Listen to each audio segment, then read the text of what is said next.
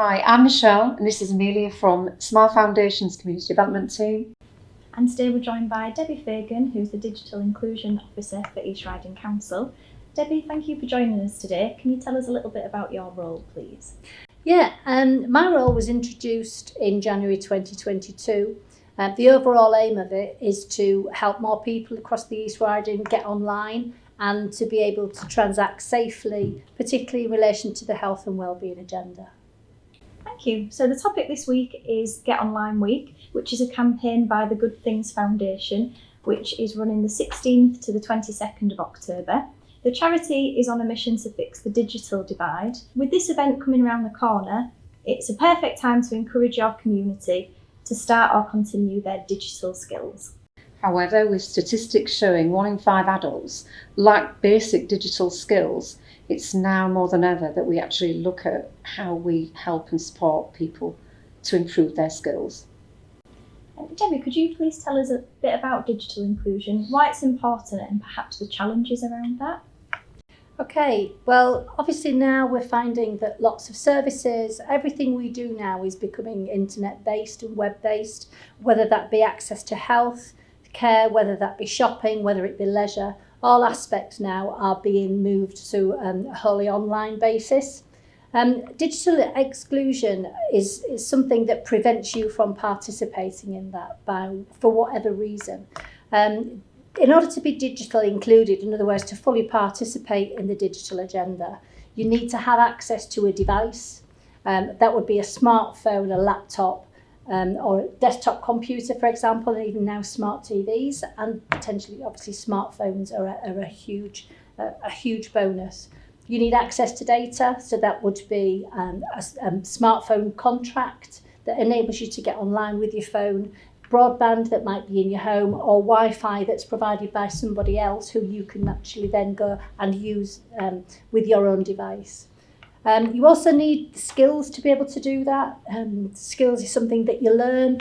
Confidence is a huge thing because quite often people have issues with trust.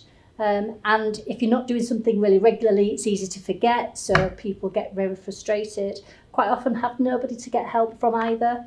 And then you also need that motivation, so a reason to do it in the first place. And those might be, health, travel, contact with friends and family, and able to get maybe your benefits sorted out, whole job hunting, the whole sort of range of different reasons why you wouldn't want to get online. Thank you. So you mentioned confidence there. Do you think that there's an assumption about people's digital ability?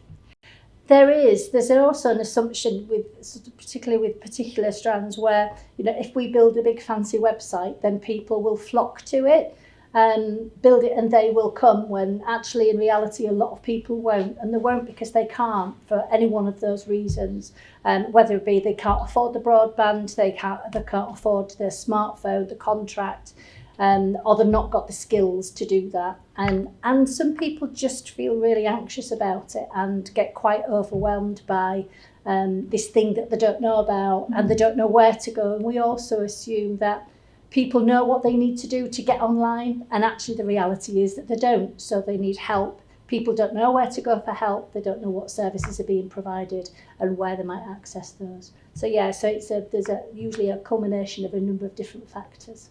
Thank you. So that brings us on nicely to the VCSE sector's responsibility. Yeah, and the reason that we've created the vcsc.uk site as well, we've got a really big digital area on the site. So we've created the vcsc.uk site because we recognise that you as a sector will really struggle to sort of find all the information out there for you to help yourselves with your in-house sort of training, because not everybody has digital skills, and also to support the people that come to you, your beneficiaries, who, they can't afford broadband costs, they can't afford a device, they've got no knowledge, everything that Debbie sort of said. Across the East Riding, lots and lots of groups do that sort of support, and what we're trying to do with this site is actually put all the information that's out there in one area that people can actually find the information that they might need. So it could be, where do you find the training? whether it's online, whether it's in person, where your nearest digital hub is, where the library is, how we can connect into the adult social, not adult learning, that sort of thing. So there's lots and lots of information out there, and there's lots of people across the VCSE sector and across the council, across the NHS, are all working together to try and improve things. And we're finding that what we're going to try and do is put all the information, anything that's relevant and news, on this news site. So I'm going to show you where that is in a moment. As Michelle said, everyone benefits from improving their digital skills. So if I just go to the next category, digital skills and learning, it will give some information about in-person support, so libraries, community digital hubs, which you touched upon, and also online learning and online support.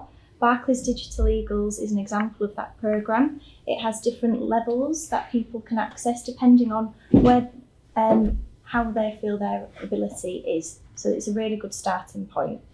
Another good thing about that Barclays Digital Eagles programme is they give you badges as you're going through. So you've got like a development programme, and also I absolutely, and I believe, I'm sure that when we actually spoke to the Barclays team, they were saying that the badges for these courses that you go through, they can actually put on CVs. So it's absolutely fantastic sort of like development, and it's an encouragement to actually improve your digital skills.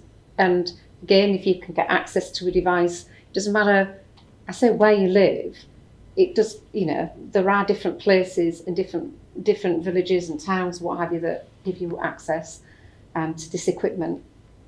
We've heard recently about a really exciting bit of news coming out about an e-riding progress online triage tool. Could you tell us a bit about that, Debbie? Yes, I can. It's a software application that basically helps identify what an individual needs in order to progress their skills online, whether you're starting from a zero base, so you've never been online before and you want to get online, or you have to get online, which is the case for a lot of people at the moment, right the way through to, you might be job hunting, you might want to move on in your career, you might be looking as to how you can get a qualification and improve your digital skills. So it's that full range of opportunity. What we found when I first started in my role was when I went around looking at the frontline services and chatting to them and asking them the question, where would you signpost people to if somebody came in and wanted to get online if they weren't already? And quite often they didn't know where they could signpost people to because they didn't know where that service was available. And that was at all levels. So they didn't know what was being on offer sort of in that locality, if there was anything, so what those services actually looked like. So what was quite important also, I think I've already made the point, that we assumed that people know what they need to do in order to get online, and it's very difficult to get self-help if you don't really know what you're talking about, and you don't really know what the internet is, and you don't really know what a tablet is, and people talk in this language that you've got no understanding for. So it became just the aspiration was that collectively that we work across the East Riding in terms of agencies. So our aspiration was that we had this central point of information that we could signpost people to, which is now this brilliant facility on the vcse.com website. And then secondly, this aspect that, if you want to go into a library, for example, that they can sit down with you and they would ask 6 or 7 questions, and that would then identify what it is you need to make the next step online, and then it would tell you where your nearest service point is to access that help that you need. And as I say, that can be anything from the basic level right the way through to sort of structured accredited learning. So we call it Progress Online. In East Riding because it's actually funded by Health, and we're working with health partners within the Holderness area where we're just about to pilot the scheme, and then ultimately we will be rolling it out across the whole of the East Riding, hopefully by the end of December. The idea is that you can sit down with somebody and guide them through the questions. It's been designed to enable individuals themselves to use it, so self-referrals ultimately. But in the first instance, we're asking other agencies to do it for that individual. it's brilliant also for staff. So what we also find is one of the barriers for organisations, particularly voluntary organisations, is that quite often you don't have the skills within your organisation yourselves, so you can't actually help others because you lack those skills. So this is also a great opportunity for people within your voluntary sector organisation to sit and do this test, and then to find out what it is that you need in order to actually increase your digital skills. And that then goes away with you in your personal life, whether it be for leisure, whether it be essential services, but also then helps you then build the capacity within your organisation, and then ultimately help others to do the same and for them to learn from you. So we're really confident it's going to be something that's going to provide a lot of easy and quick help for everybody ultimately. So we're really excited by it. And we know that our health partners are watching its progress, watching the progress of Progress Online, with a view to seeing if it can then be rolled out and expanded into the other local authority areas that they cover. So it's quite exciting times. We're one of 4 councils who are doing it in the country, and it's quite a national lead. So we've been put a great opportunity to be part of something that's really there, delivering really modern technology to help people get online within the basic skills. It sounds like such a much needed resource, doesn't it? I think the other thing as well, what it's going to do, it will also identify gaps. So at the moment, we don't know where funding can be. You can apply for funds and grants all over the place, but it might be in an area that doesn't necessarily need it as much as another. And there's lots of grants that might be coming in the pipeline that we can actually strategically place, so everybody in these ridings actually benefiting from this, and ultimately that'll mean it'll be more sustainable, so everybody's got access ultimately. Yeah, I think that's a really valid point, and I've been sort of making the story to everybody, saying that this will tell us more about what we don't know in the early days than it does about what we do. Because we know that there aren't going to be a huge number of organisations out there that are going to provide something in every community, for example. But what then we'll do through the East Riding Digital Inclusion Network, which is a range of different sectors all coming together to coordinate their approach to digital inclusion, and it will help us do that. So we'll be able to look at funding and skills and equipment and access to data.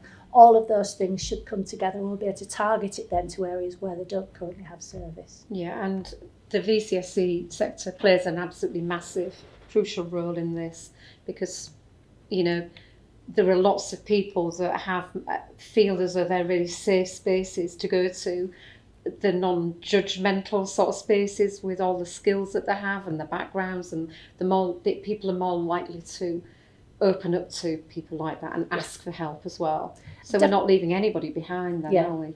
Trust is a massive issue around the internet. People who aren't involved with it, they hear all these stories about scammers and everything else, and it intimidates them and they feel really nervous. So therefore that trusted space and trusted face when they're getting help, they need to resolve their issue quite quickly. Otherwise they lose interest and give up. So they need also to sort of have access to somebody somewhere who's going to help them in a community, because it has to be convenient and it has to be somebody, preferably somebody or somewhere that they know. So, we want to be increasing the number of organisations who are able to support people digitally in their own communities. And on our website as well, vcse.uk, we do have a Staying Safe online section. As you said, people, if they're apprehensive about being online, they could go on here for some more advice. I was just wondering, if you're working in the VCSE sector and you want to be kept up to date with developments around digital, is there a network people could join to find out more about that? And there's a regular digital inclusion newsletter that's being circulated at the moment weekly. That's been done by our health colleagues. So that's Kate Holmes. She's hosted at the moment within Humber and Walls, and that's her role, is to draw people together from across the whole of the health area, which is much bigger than just the East Riding. But what she does a different issue for each area on a weekly basis, and that has a whole range of information in, but also the use of this site, vcsc.com. The idea from my understanding is that that's where the information will be held, and news bulletins, and you'll be also wanting other organisations to feed you with information to then can go on the site to make sure that everything's there, everything's convenient in the one place, and people can keep up to date with everything that's happening. And I'm sure that we've got information on the site that's actually missing, or there is missing information. So if there's any group out there that's actually involved in running a digital hub or helping people get online, we'd love to hear from you. I think the other thing I would add to that then is, there is no such thing as a daft question. People are at so many different stages for a whole host of reasons. But, it doesn't matter what the question is, there is information. What is a computer, I think, is actually something that's on this site, explaining from the really, really sort of the basic level. There is an assumption. We've had the internet for 25 years now, and we are still in a position where digital exclusion affects every age group and every social group and every geographical location. So, it's something that we can't sort of necessarily direct down one path. It's everybody everywhere needs to be given the opportunity to improve their digital access and skills. And this is a brilliant place for that to start. Thank you, Debbie, again for joining us. It's been incredibly insightful. For anything that we've discussed today, please see the comments below for links, including a map of digital inclusion events around Get Online Week, which is the 16th to the 22nd of October.